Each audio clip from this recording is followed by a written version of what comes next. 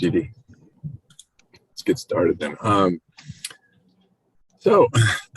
right, now I would like to call this meeting to order, and I'd like to remind the members that this meeting is being recorded and live streamed. So please keep that in mind when you're making your comments. Also, chat items are part of the public record. And before we begin, I would like to thank our committee members for your continued support of the Section 5310 program and for your participation in it. Your time is for this evaluation process enables us to award these funds to support human service transportation in the region. So it's a very useful endeavor that you're taking part in here. So let's do some introductions. As we continue to meet virtually, a roll call will be conducted for introductions and all action items. Dee from MAG will now conduct the roll call. Thank you, Chair and members of the committee. Autumn Groom, City of El Mirage. If you can say yay if you're here. Okay. Carolyn Ballard, Town of Florence. David Calloway, City of Mesa. Here. Good morning, everyone. Good morning. Joan Freeman, City of Scottsdale. Here. Thank you. Kristen Taylor, City of Surprise. Here. Thank you. Vice Chair Dudley, City of Avondale. Here. Nancy Jackson, City of Chandler. Present. Thank you. And we have Chair Williams from Town of Gilbert. Nina Arredondo from Pinal County. Here. Robert Yavas, City of Tempe. Present. Thank you. Tom Young, Valley Metro. Here. Thank you. Wendy Miller, the City of Phoenix. Here. Thank you. At Chair Williams, we do have quorum. Okay, thanks everyone. So please remember to mute yourself when you're not speaking. And when you're making a comment, please identify yourself when speaking. On to the first item. Item one, or excuse me. First item is call to the audience. So an opportunity was provided to the public to provide written comments to the committee on items that are not on the agenda within the jurisdiction of MAG, or on items on the agenda but not for action. Please note comments received for agenda items posted for action will be read at the time of that item is being heard. And Dee, have we received any comments? Chair Williams, we have not received any comments. Okay.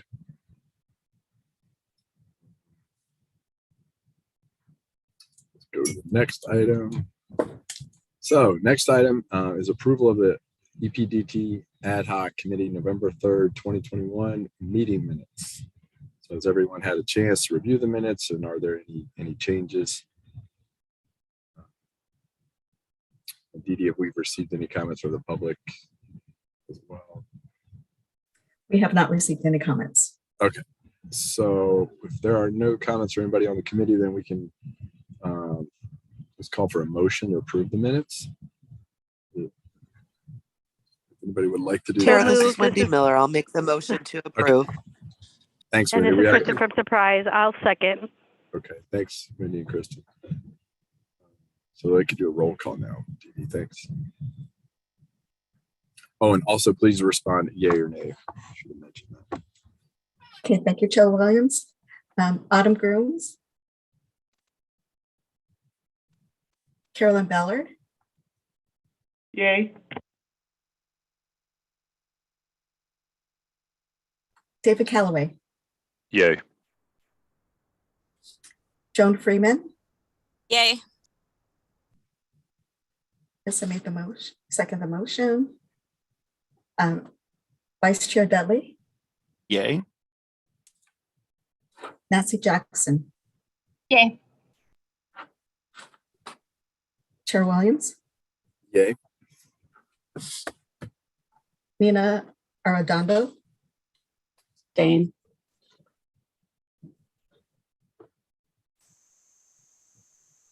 Robert Yabis, Yay. Tom Young, Abstain as I was not present.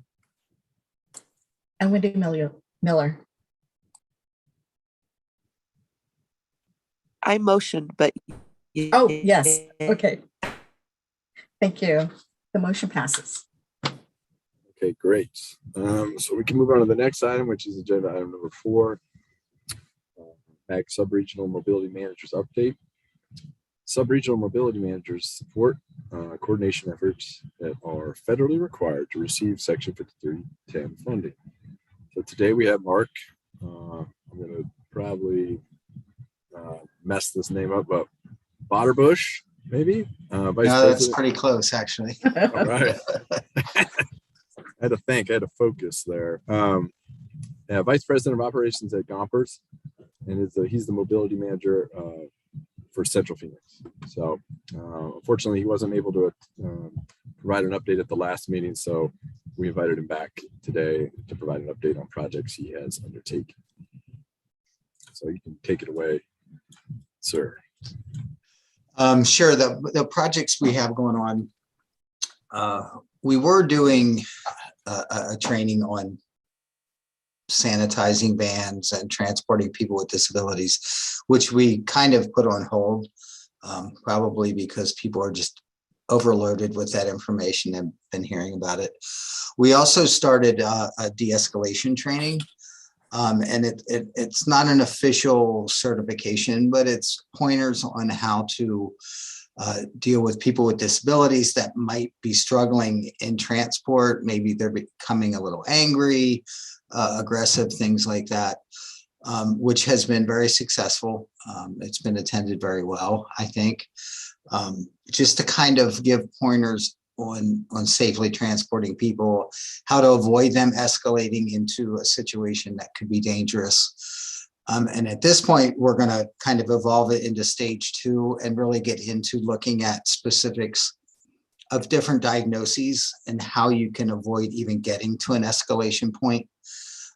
Just maybe some people would rather sit in a certain part of a van, or signs to look for that would even be before escalation. So we're in the process of developing that one.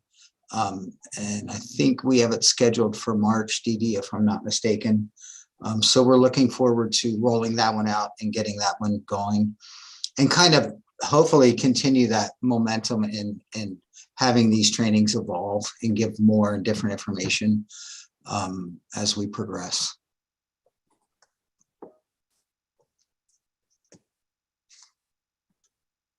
Good, thanks. Appreciate your update, Mark. So this item is for information and discussion only. And are there any comments from the committee or questions for Mark? Okay. Sure. If I may. Yes. I would also like to add, there is a de-escalation training next week. This de-escalation training has been a request from our stakeholders to present, and we're very thankful to have Mark provide us his trainer at Gompers to provide this de-escalation training. Her name is Heather, and she has been great. She is certified, and she has volunteered her time to provide this training. We've had such a wealth of interest in this training. We've had over 40 participants for the first one. We announced the training, for next week. We already have 50 people RSVPing. So we would really like to thank Mark and Gompers and his staff for offering this training. It has all trainings.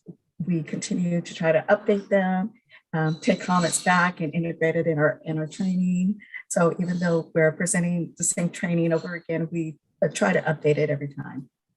So I, again, would like to thank Mark and his staff. Thank you, Mark. Chair, if I may, I also want to just add that Mark and Gompers has been crucial on the PASS training, with the Passenger Assistance, Securement, and Safety program that MAG has taken on to train the subrecipients on our region. Mark and Gompers has been a key partner on providing resources, the vans, and other materials and tools that we need for the training. So I also want to thank Gumpers and Mark for that. Excellent. Yeah, thanks for leading the way on this stuff, Mark. Appreciate your efforts. Sure. Much in demand, much needed, it sounds like. So this is awesome. Glad we could get you in on this month. So thanks for your efforts. Thank you. And okay, so let's go on to agenda item number 5, which is update on Daring Adventure and Ability 360. So we'd like to introduce Jerry Kettlehut. Yes. Okay. And Gus Lazier, who will present on their recent agreement between Daring Adventure merger with Ability 360. So, gentlemen, go right ahead. Thank you, Nathan. So much for inviting us to present to you today on what Daring Adventures and Ability 360 is up to. Just to give a little background history first, because I'm not sure everybody knows both organizations. So I'll go first with Daring Adventures. We started 30 years ago this year as the adaptive rec program for the city of Phoenix. And all we did for the first 10 years was river trips through Grand Canyon for adults and then for teens up on the San Juan River. And then we started adding all these wonderful other activities like kayaking, cycling, hiking, cross-country skiing. The Coyote sled hockey team was actually created out of our organization, and the list just goes on. So we're very proud of our history. In 2008, that's when we all had this major shift, and that was the downturn of the economy. And that's when the city of Phoenix cut the adaptive side of the recreation program, and Daring Adventures then became a standalone nonprofit with huge support from the city to continue using the equipment and so forth.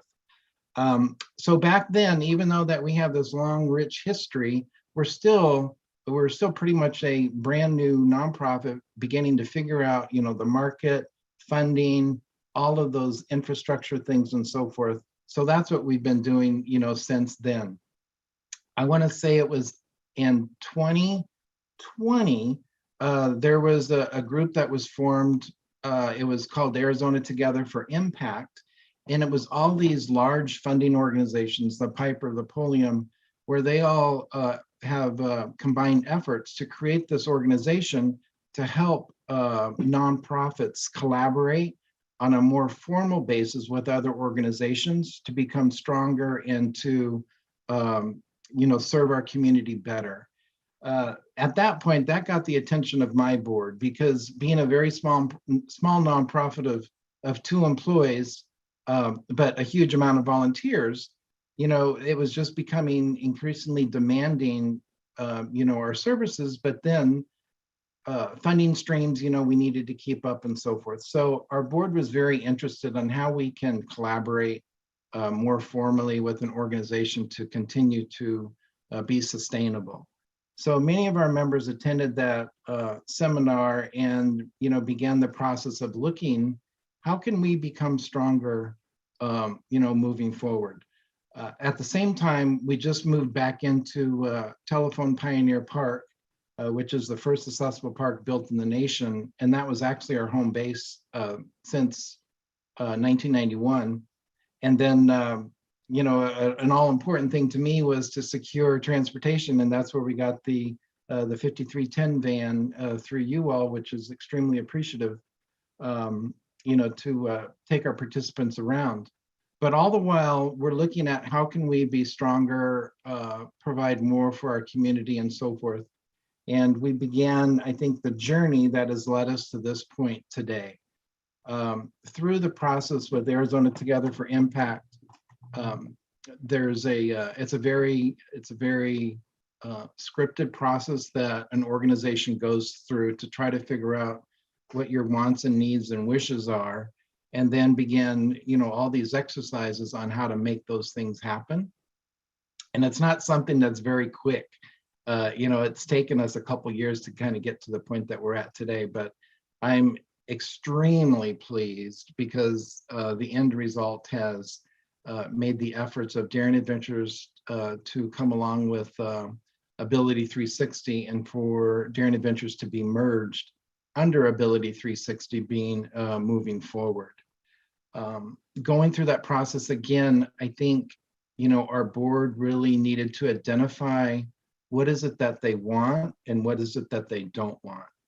And again, going through that, you know, looking at several organizations, when it came to Ability 360, we've been collaborating since our program was cut with the city of Phoenix, so they were nothing new to us.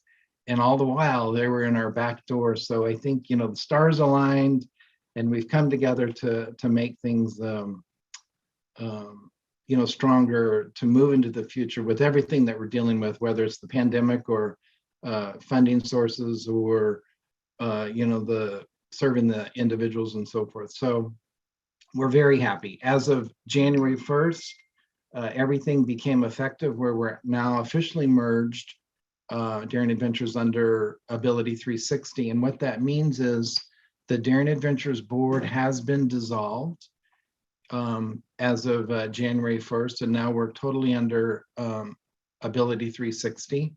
And my role as the executive director, I'm now a independent contractor working with Ability 360 to transition you know, our programming, but then also the internal infrastructure items like our donor database and our participant database and things like that. We spent a lot of time on really marketing this to the community, that it's not Daring Adventures closing its doors as much as opening the doors to more programming, to more activities, you know, to serve the community that we are both set out to do. This is also going to give Ability 360, you know, a North Campus presence up at Telephone Pioneer Park. And a little bit of history with that is, so right now with them, just, and I'll let Gus talk about this because I don't want to take all the stuff, but one of their board members, we were doing a presentation to their board up at Telephone Pioneer Park, and one of their board members, Susan, she was actually a telephone pioneer, and she was Miss Wheelchair 1987, and she was at the grand opening of that park. So it's very fitting, I think, for us to, again, coming together, and the board representation under Ability 360 is totally embracing, you know, this whole merger acquisition that we're going through. So we're very excited about it. I'm very excited about it.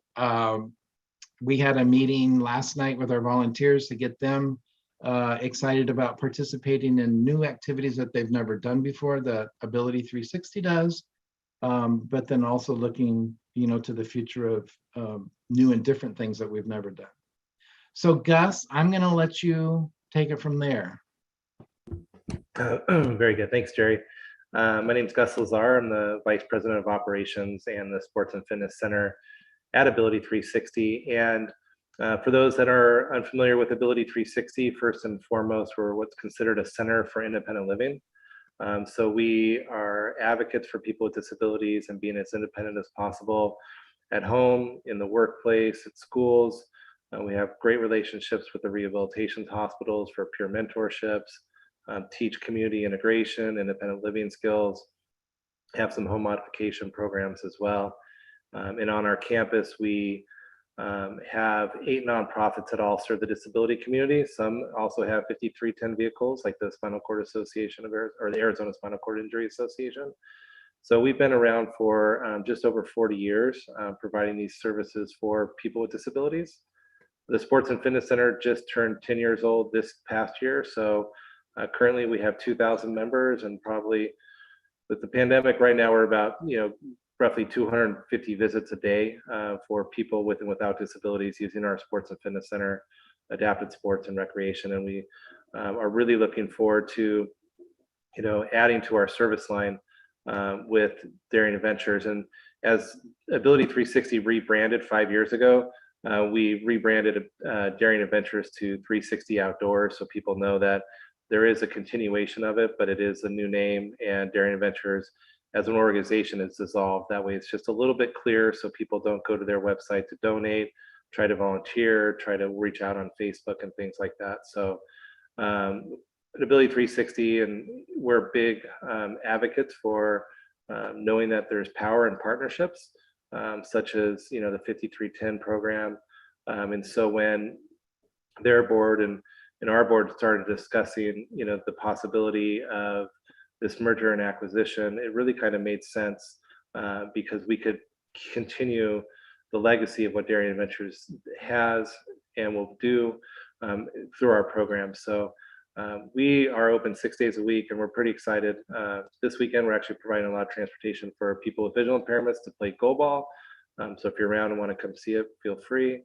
But we're happy to answer any questions. The 5310 vehicle that Darien Ventures is in that process, and I believe it's approved from the last email that Wendy sent out to come over to us. So we're working on the final dots and crossing T's on that. So we'll be able to provide more transportation to adaptive adventures and outdoor programs through this vehicle and add to our service line. So I'm happy to answer any questions with Jerry about this. We're very excited, and we're already moving forward with programs this month and next month throughout the year. Wow, great update. Thanks, gentlemen. Appreciate that. And just thanks for all you do. And sounds like an exciting, new brand here. So again, thanks so much. So this item is for information discussion only. Just a reminder to the committee members, but are there any comments or questions for Gus or Jerry?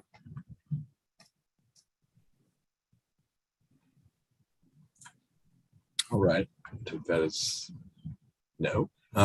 So gentlemen, thank you again. We appreciate you keeping the committee updated on the merger and just how things are working to continue to provide a needed program in the most efficient manner possible. So wish you the best of luck, and I'm sure we'll be in touch. So, very good. Thank you. Thanks for your time. Thank you. Bye-bye. Bye. Right, that was agenda item number 5. For those of you keeping track, we move on to agenda item number 6. Edie will now review the section 20. Let's see, how should I say this best? Section 20222. Section application process. She will provide updates on any federal changes to section 5310 grant program, and we'll review the timeline for the application process. So take it away, Dee.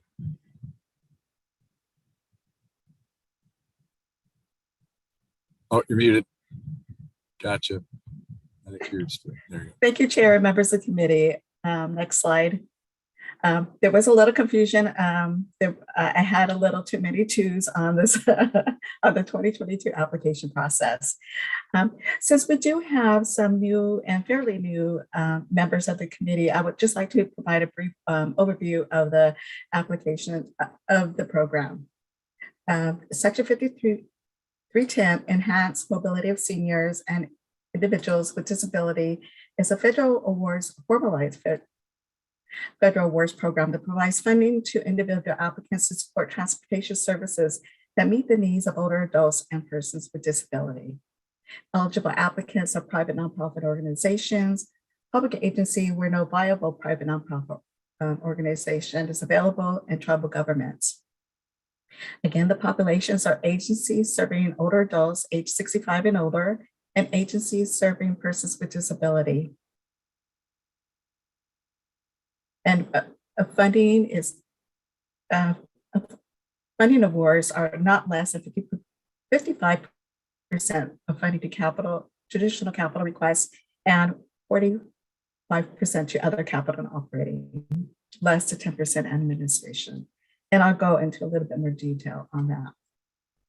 Next slide. Just like to show a map of where the committee will be evaluating the applications for, and that is located in the blue area. All the other kind of beige area, that application process is through the Arizona Department of Transportation.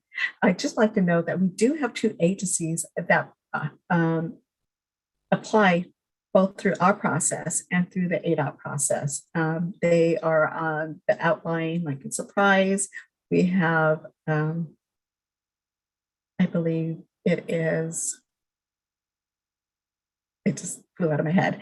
We do have an agency supplies that does apply through us, but because they're really close to the border and they do have some consumers outside of our area, they also apply to ADOT for those. Next slide. I just wanted to do a really brief update on the Infrastructure Investment Jobs Act. On November 15th, President Biden signed the bipartisan infrastructure into law. Under that is the Infrastructure Investment and Jobs Act. Through this legislation, there was no really structural change or formulatic or programmatic changes to Section 5210. It pretty much follows what was in the previous FAST Act. It does provide 5 years of dedicated funding for our program that would take us to, I believe, 2026. There is overall to the whole program a 30% increase to funding. At this time, it is unknown what the step increase is after the first year. They provide funding, and also under this, the Infrastructure Investment and Jobs Act, they're continuing with funding for new and expanded competitive programs. And those are like, the SMART program, or I know they have some programs regarding infrastructure at rail lines and at bus sites. So those competitive grant programs will be coming up in the next year. There were some concerns. I attended the Community Transportation Association webinar in December that reviewed the bill. And there were some comments that were brought up. Some of the agency's concerns were regarding the capital threshold and operating flexibility. CTA had requested that there be some flexibility in that. That was not covered, and that was not put in as part of the act. Also, there was concerns that with the increase in funding, there is an increase in procurement leading to an increase in match, which means that the agency will see a slightly higher match. And that is not the percentage of match. It is still an 80-20 or a 90-10 for accessible vehicles. It's just the amount of match that they would have to put in. As I said, procurement is still at an 80-20 match. And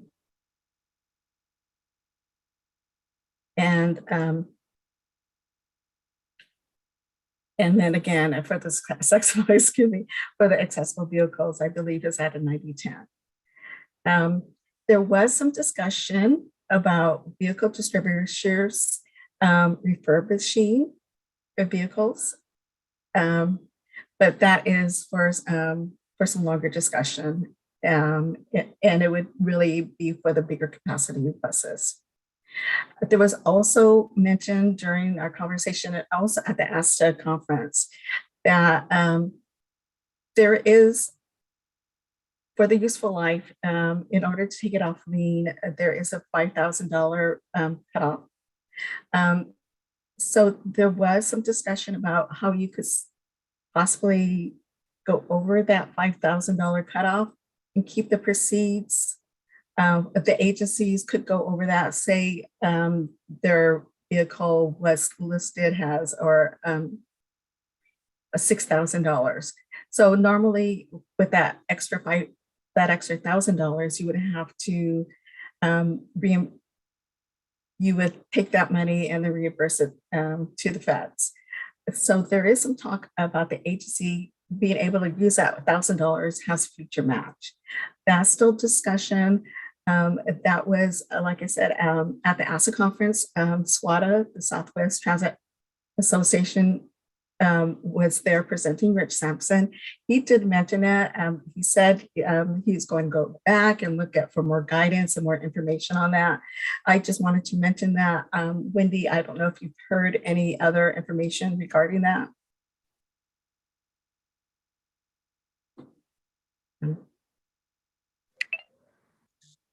Nope, I think you've Okay. covered it. There's nothing new that I've heard. Okay, thank you. Other items that were covered was there is a Justice 40 initiative, and that's racial and social justice from the Biden administration. And what the purpose of that is ensuring that all federal programs adhere to racial and social justice.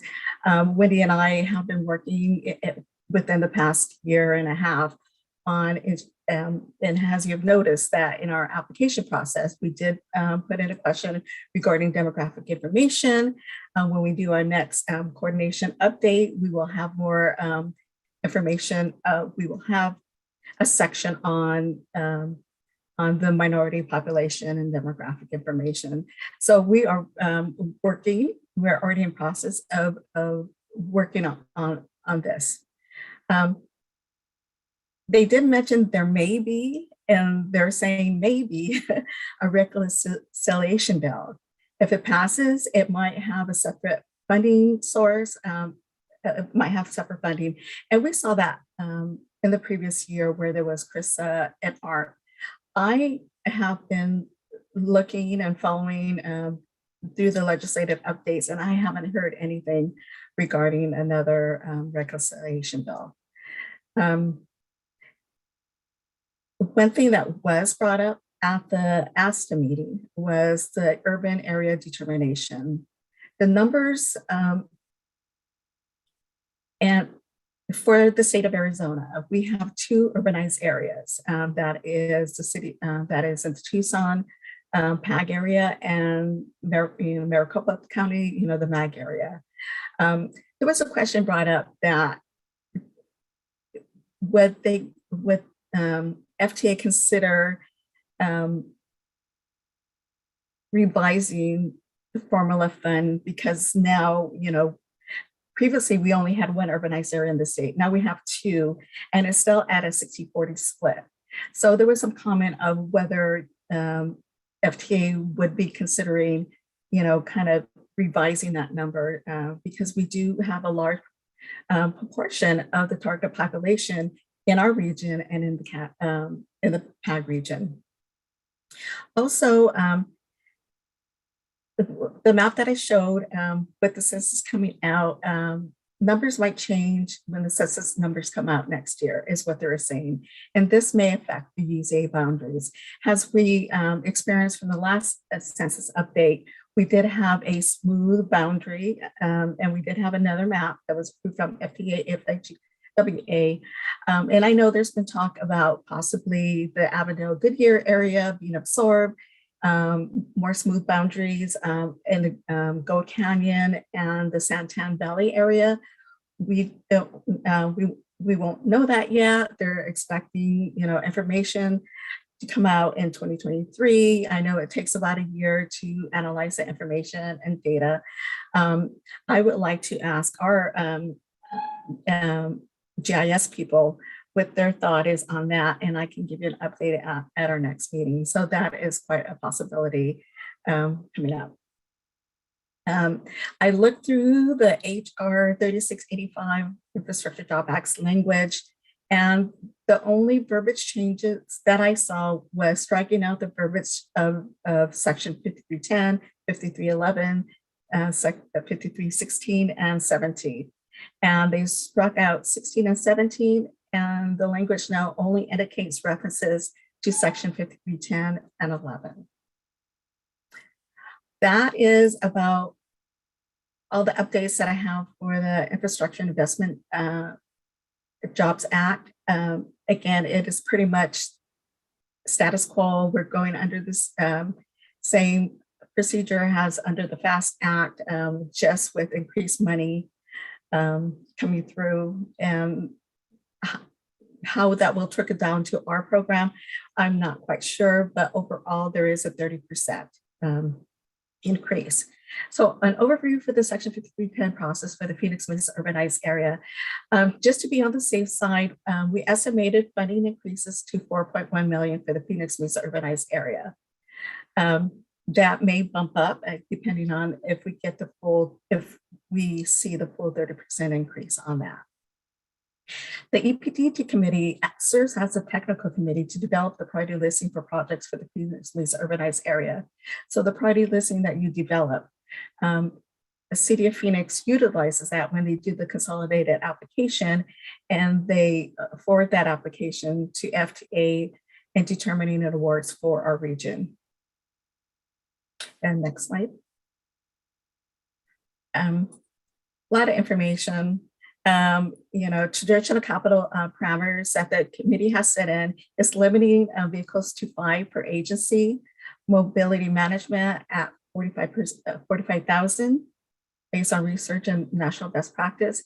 And the other capital operating are requests of 125 increments. The evaluation is to be based on application information only and presentations only. Applicants who have returned vehicles back into the program will have a 2-year waiting period for applying for vehicles. And also the committee had determined that applicants scoring below 70% during the evaluation process will not move forward for awarding. Any questions? Okay, next slide. The committee recommendations from the last meeting was to continue all EPDT ad hoc committee meetings virtually. And what we're seeing is that I think the rest of MAG is also following that with the other committees of being meeting virtually. Unfortunately, we're seeing some numbers going up. So I think this was a great insight from the committee from last year. Also, the committee would like to continue interviewing all applicants virtually. And if there is a supplementary grant coming down to, if possible, to implement, to integrate that into our application process if possible. Next slide.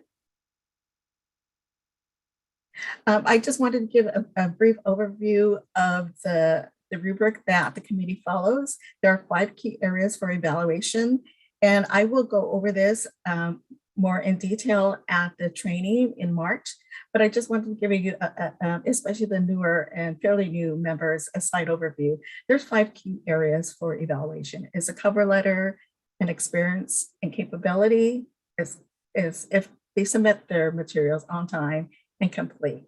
The experience and capability, a description of the projects, the budget, coordination effort, and the interview process is 15 points. And this is, I've heard such great things from our applicants that the committee is still moving forward with the applicant interview.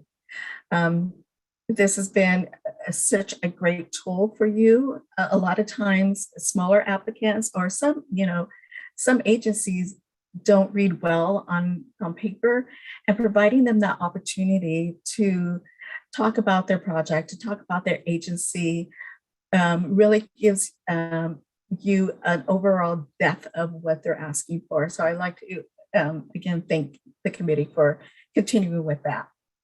As you can see, highlighted in red, there are some points that MAG or Phoenix in our roles has a DR and has a programming agency. We can provide more guidance on that. So we have designated some points that MAG and the City of Phoenix will provide. We hope this helps you in your evaluation process. Next slide.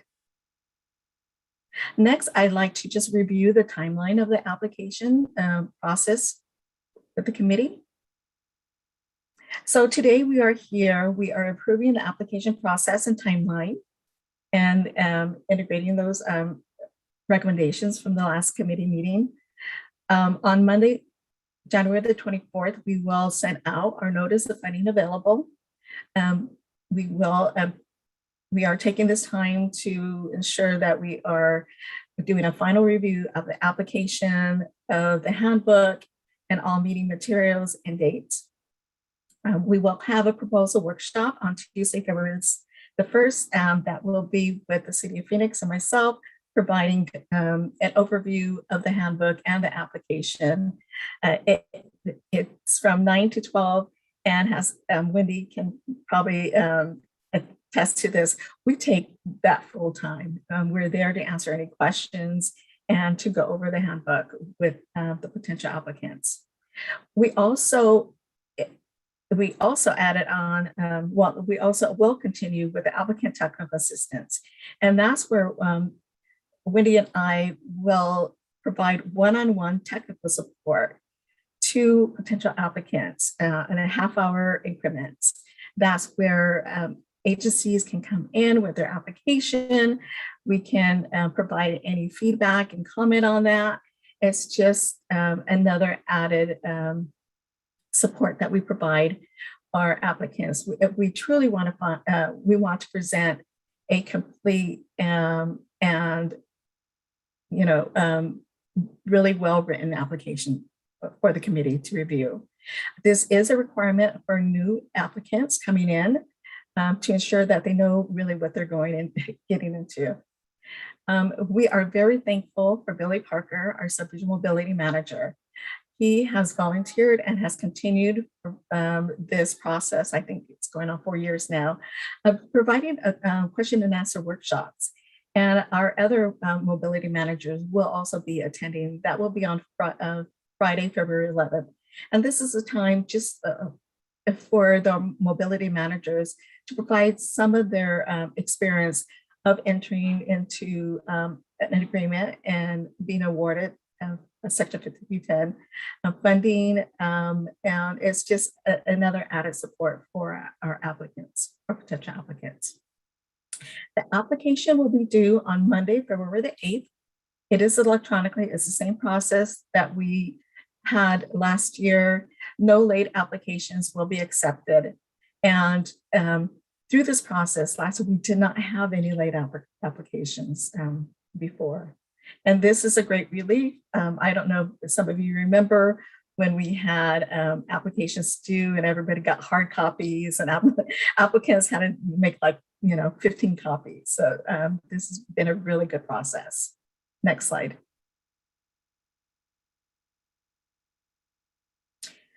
So once we receive the applications, the City of Phoenix and MAG will do an internal review of applications for eligibility. We are looking at federal, the applications meeting federal requirements, and we're looking at if applications meet regional thresholds. Wendy and I will thoroughly look through through the applications, and we do this process to ensure that the applications that you receive when you do your evaluation, they're all eligible, and they meet all the federal requirements. The Epdt committee will reconvene on Wednesday, March the 16th. And at that time, we will distribute the applications and we'll provide you training and go over these dates again of the evaluation process. We do give the committee an opportunity to ask questions on the application. So while you're reviewing the committee, a couple weeks after you receive your applications, when you're reviewing your application, we will accept questions from the committee on Monday, April the 11th. And what we do is we consolidate all those questions and we forward those out to those agencies. You will receive the response on Monday, April the 18th. Again, this is just to help further with your evaluation process. We want to provide you with enough information and the tools so that we can support you in sometimes evaluating over, I would say, 40 application requests. Each request is a separate application. So that could mean there could be over 20 agencies applying, but have several requests. The initial scores through evaluation is due on Thursday, the 21st. And then we will take that data and we will make a spreadsheet. And then the next meeting will be on April 28th and 29th is when we will do the applicant interviews. MAG staff will send out a template of instructions for the agency and kind of a time schedule of what they should discuss or go over during the interview process to make the time most efficient for you and to give the committee additional time to ask questions if you so like. And then on the last day, on April the 29th, is when the committee will develop the priority listing. Next slide. Now, the approval process for this, and as I noted, now the Epdt committee is a technical committee that develops a priority listing. It will go through the MAG Human Services Committee meeting for their information and recommendation to move forward to the MAG committee, MAG Management Committee. MAG Management Committee is made of all the cities and towns managers in the region, and then that moves forward to the MAG Regional Council. And that is made up of all the mayors of the cities and towns or their representatives who will recommend approval of the priority listing to move forward to the city of Phoenix. That concludes. I know that was very fast. It's the same process as we had. We try to follow the same dates as we had from the previous year. Are there any questions? And again, for those new and fairly new members of the committee, at our March meeting, I will slow my presentation down a little bit and go over the evaluation process. That concludes my presentation. Chair and members of the committee. Thanks, Dee Dee. So for the committee, do we have any discussion or questions for Mac? Yes, this is Vice Chair Dudley. So Dee Dee, I'm glad to hear that we're getting more money, which is always a good thing. What I'm concerned about, though, is don't we have already additional money we had to spend from last year? Chair, Vice Chair Dudley, members of the committee, yes, we do have some carry over from the previous year. And maybe if you can help me out on approximately the funding we have. Sure, Dee Dee.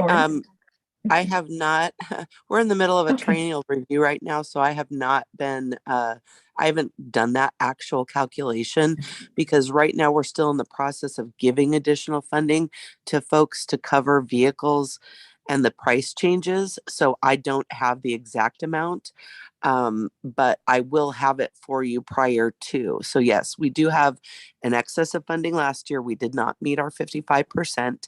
And then we're having an increase of funding this year. So until we see where we're at, what people apply for, and again, if we meet the 55%, we may have a year or two of some excess funds. And if it gets too high, then we'll come back to you and talk about potentially doing a supplemental process or doing something different. So it kind of right now it's still up in the air. Does that help? Yeah, that helps, Wendy. I was kind of thinking, because I know also, by the way, good luck on the triennial review, that the vehicle cost, obviously, we've seen it. I know Valley Metro's seen it on their paratransit side, trying to get new vehicles, new cutaways, and those costs are just increasing. So we may have the ability to maybe cut down into that one, but there's also no structure change. Does that mean that we can potentially, I know we talked about overmatching in years past. Are we at that point where we can maybe overmatch on the capital to see if we can kind of, get a decrease of that delta for all that money that we have left? Is that something that we can do? Is that something we have to discuss and approve now? Or is that something that we can look at as we're going through the evaluation process this year? If we're having a big amount, like, can we overmatch to 90-95%? Good question. So currently the way that it works is that the funding that we have left over from last year is available to be funded at 100%. We do not have that same designation currently for the new year's worth of funding.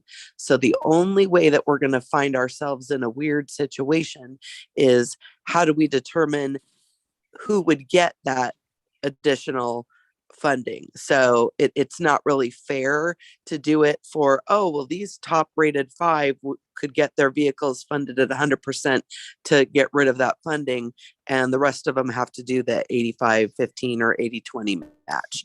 So it makes it difficult to do it that way.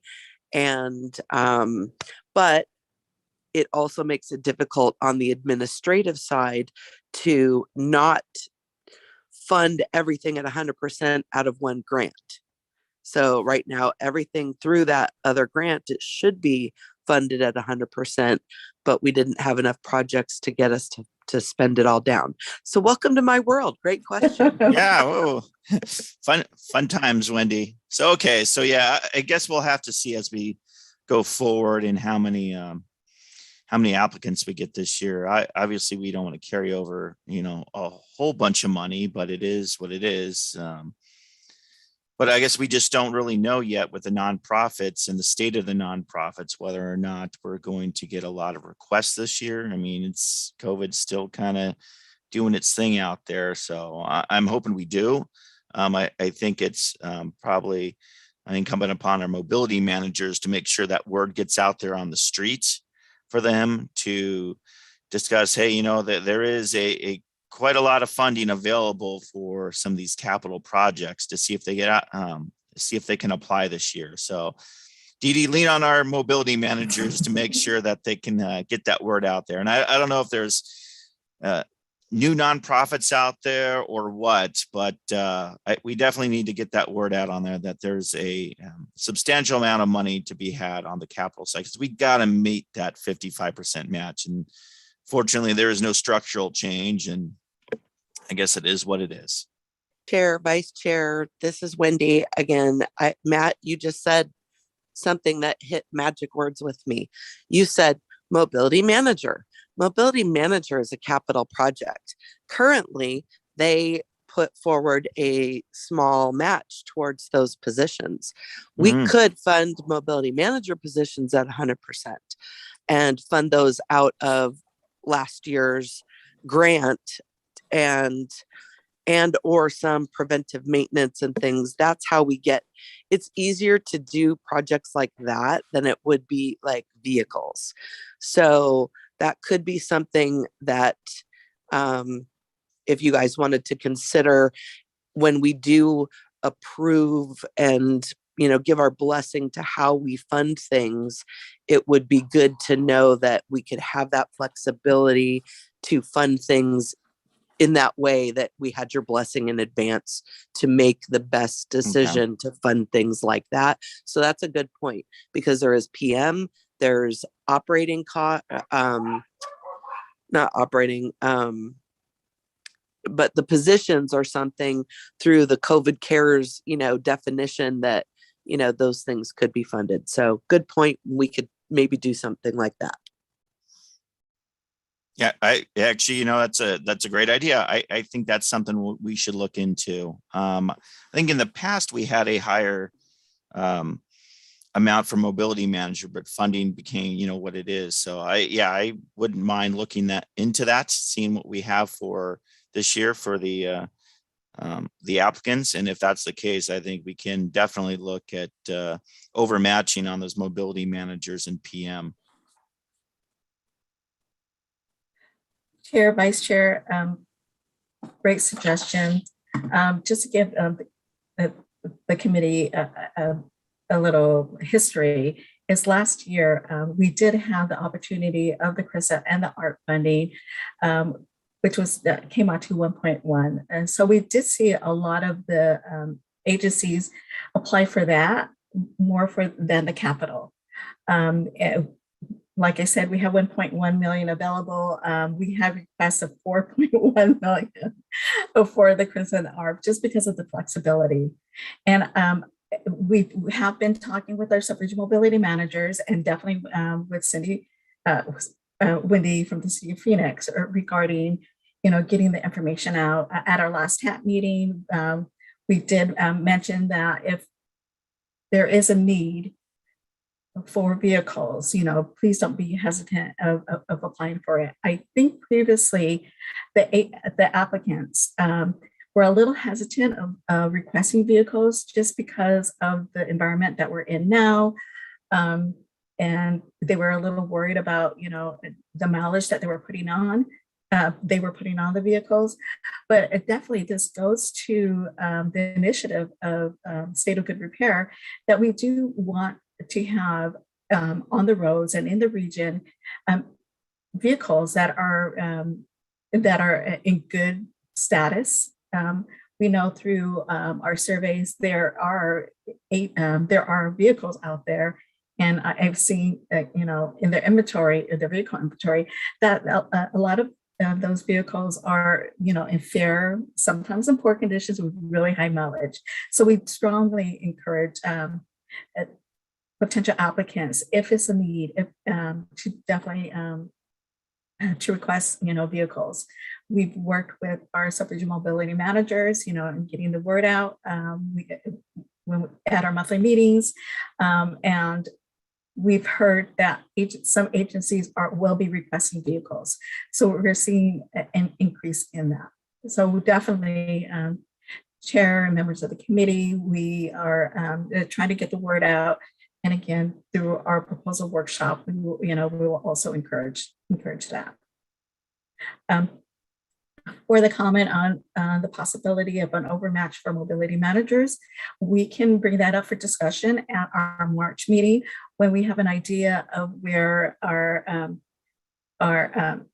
requests are coming in and if that needs to be put into place. Okay, thanks, Dee Dee. Great discussion. Yeah, good ideas too. That's fantastic. This item is for information, discussion, and approval, right? So, Dee Dee, maybe you could summarize the motion for us if there's no more discussion, I guess. The motion is to integrate the item of consideration from the last meeting, and that is, virtual meetings, interviewing all applicants, and potentially adding any supplemental grant process into our 5310 application process. And to approve the timeline as presented today. And to move forward with the application process for the FY 2022 Enhanced Mobility of Seniors and Individuals with Disabilities Transportation Program for the Phoenix Mesa Urbanized Area. Thanks. And are there any comments from the public that you know of? And I would also like to add that I will put in to our discussion items the possibility of revisiting the possibility of an overmatch for mobility managers if we do not meet our 55% capital. Okay, so I guess at this point, I can call for a motion, right? That's where we're at.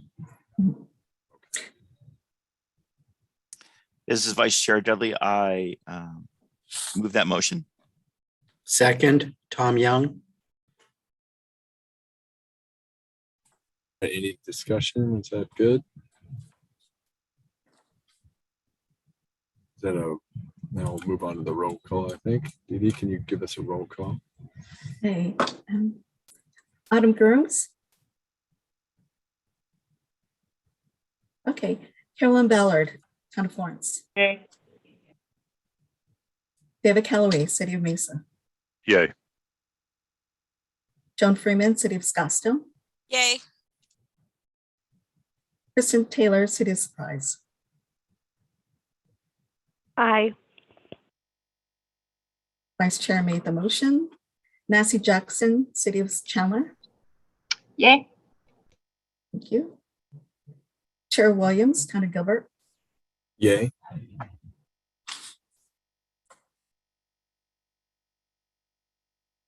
Nina Arredondo, Long County. Yeah.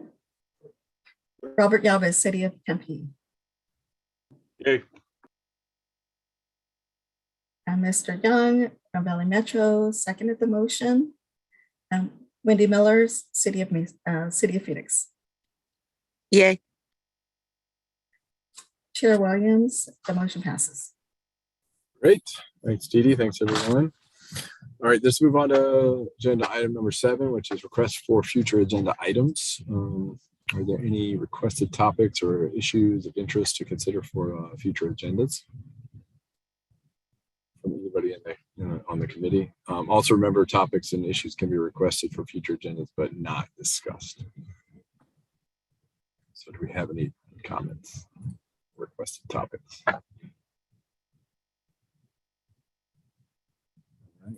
Well, hearing none so far. Thanks. I guess, is that it, Dee Dee? Do we need to close that item? We can move forward for comments from the committee. Okay. Chair Williams. All right. So final item is agenda item number 8. The next item is comments from the committee. And again, this is for information only. Does anyone have an announcement they would like to make or any other comments for the committee?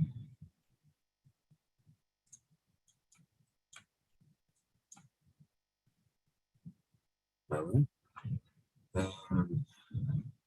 Silence is acceptance, as Tom likes to say. And then last item is number 9, which is adjournment. So last item on our agenda. And before we adjourn, I just want to thank everybody again for your time for this important program and support transportation programs for older adults and people with disabilities. So I would now like to call a motion to adjourn. Is Vice Chair Dudley so moved? Second.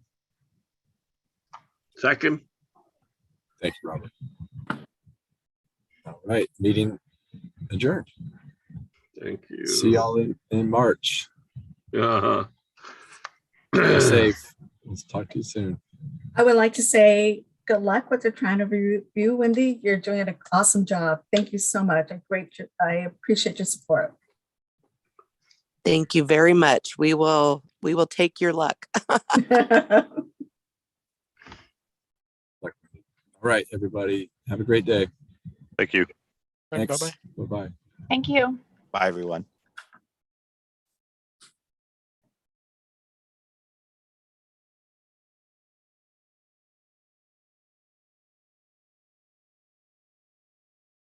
Perfect. Thank you, Craig.